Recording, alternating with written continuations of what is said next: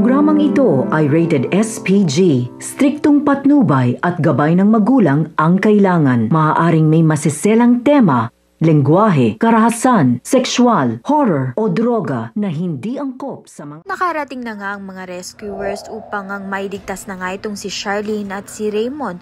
Ngunit critical nga ang lagay nito ni Raymond dahil nga maraming dugo nga ang nawala sa kanya.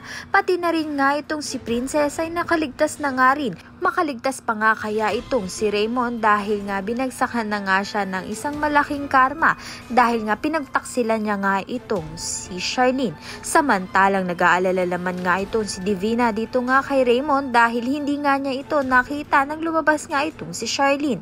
Ngunit malulungkot nga siya sa balita na critical nga lagay nito ni Raymond. Samantalang ito ngang si Adrian ay nag-aalala rin nga dito kay Charlene dahil matagal na oras nga siyang natrap.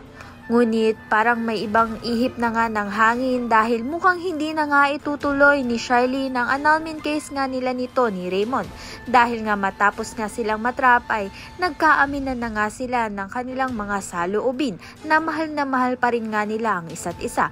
At dito na nga ay malalaman na nga rin nila ang tunay na pagkatao nga nito ni Princess. Ang tunay na ina nga nito ni Princess ay ito ngang si Charlene. Sa kabilang banda naman nga na idala na nga sa ospital ito ngang si Princess at dinalaw nga siya nito ni Xavier.